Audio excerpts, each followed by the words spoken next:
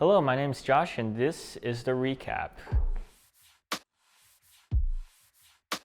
The Keystone XL pipeline has ground to a halt after a federal judge has ruled that the Trump administration did not consider enough of the environmental consequences that the pipeline would bring.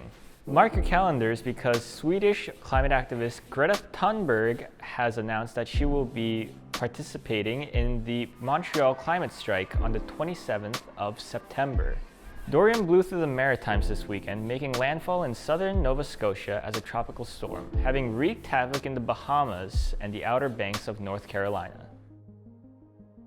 My name is Terrylynn Brant. I'm Mohawk Nation Turtle Clan. I live on the Six Nations Reserve. I am a traditional seed keeper in my community, which means that I carry the seeds of my ancestors and hope to prolificate them, getting them back healthy, getting them back pure, and returning them back to my community. Haudenosaunee people had a very specific diet, a very nutritious diet, and upon contact and eating all the kinds of foods that we do in modern society, we've ended up getting away from our traditional diet, and therefore we've increased in our number of illnesses that we're getting that are food related. For example, the big one is obviously diabetes. My family was the last sustainable agriculturalist in the Six Nations community.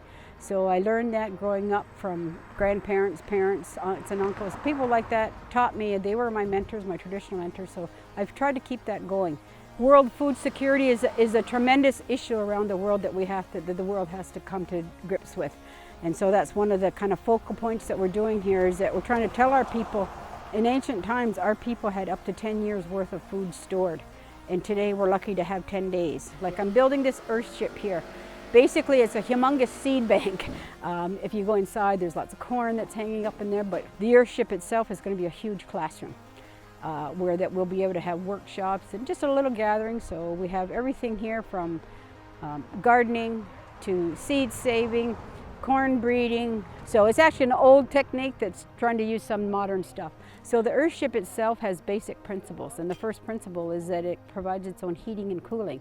Built into the wall, it creates a huge mass, and as that mass eventually heats up with the earth, it becomes the temperature of the earth, so it kind of stays a uniform temperature all the year round. So that's basically how it warms itself.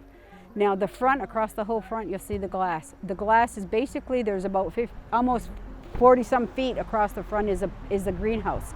So when you walk into the building, the first 40 feet, you're actually walking through a greenhouse.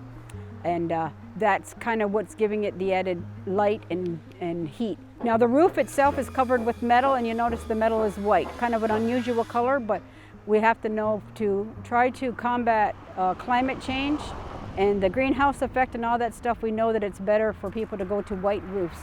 The rain falls on the roof, and number one, behind the back of the earthship is a 2,000-gallon water tank.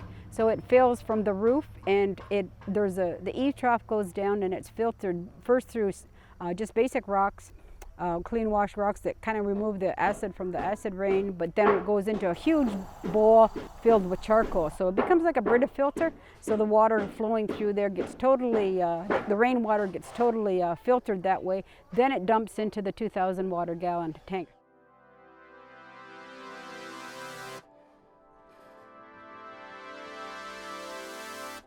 And finally, an announcement from us here at the Alternatives Journal Recap. This is the last segment of the recap branded under Alternatives Journal.